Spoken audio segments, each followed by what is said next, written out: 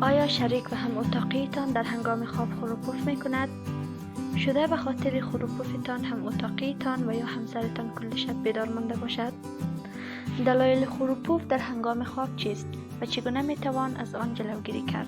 ما در این ویدیو دلایل علمی خروپوف کردن را برایتان توضیح داده و در اخیر روش های ساده ای را برای جلوگیری از آن برایتان بازگو خواهیم کرد.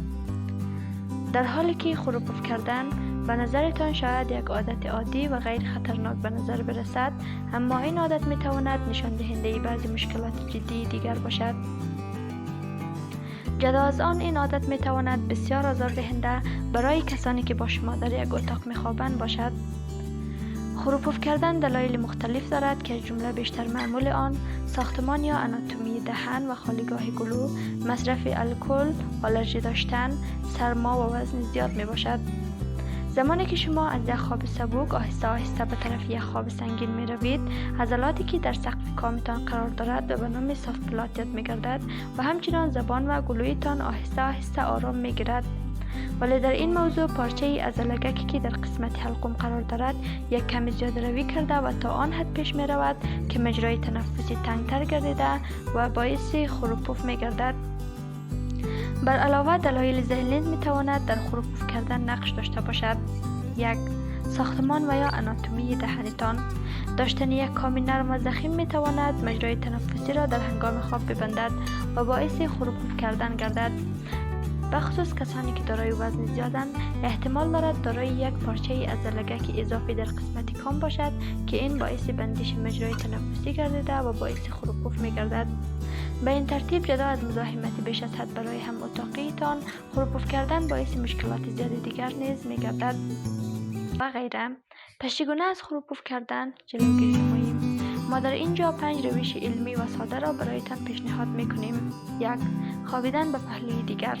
اگر همیشه به پشت میخوابید، شاید دیگر زمانی است که خوابیدن به پهلوی دیگر را عادتتان قرار دهید، چون خوابیدن به پشت باعث می شود عضلات روی کام پس از راحت شدن بر روی مجرای تنفسی قرار گرفته و این باعث می شود که شما خروپوف نمایید. یک روش برای این که در هنگام خواب دوباره به پشت نخوابید این است که شما بالشت را در پشتتان قرار دهید. حتی بالشت هایی هم وجود دارد که مخصوص برای این مشکل دیزاین گردیده است. 2. کاهش وزن. ازدیاد وزن بخصوص در ناحیه گردن و گلو باعث ازدیاد فشار بر روی گلو گردیده و این به دلایلی که قبلا بیان گردید باعث می‌گردد شما خروپوف نمایید. 3. از نوشیدن الکل جلوگیری نموده و آب زیادتر بنوشید. همانطوری که گفتیم، نوشیدن الکل باعث راحتی بیش از حد عضلات گلو گردیده و این باعث خروپوف می‌گردد. همچنین نوشیدن آب می‌تواند در کاهش خروپوف کردن نقش مهمی بازی نماید. 4. شستن بینی قبل از خواب. احتمال این نیز وجود دارد که مشکل شما در گلو نه بلکه در دماغتان باشد که در این صورت شما خودتان این را به راحتی متوجه خواهید شد. اگر این طور است، شستن بینی قبل از خواب با اسپری مختلف که در دواخانه ها موجود است می تواند باعث جلوگیری از خروپوف کردن گردد. 5. بالشت جدید برایتان بخرید.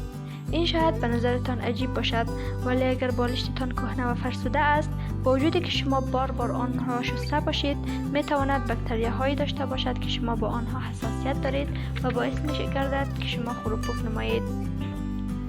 علاوه بر آن، اگر فضای اتاقتان گرد و غبار آلوده است، این نیز باعث حساسیت در شما گردیده و باعث می شود شما خروپوف نمایید. به طور معمول توصیه می شود که در هر 6 ماه بالشت ها باید تبدیل شود.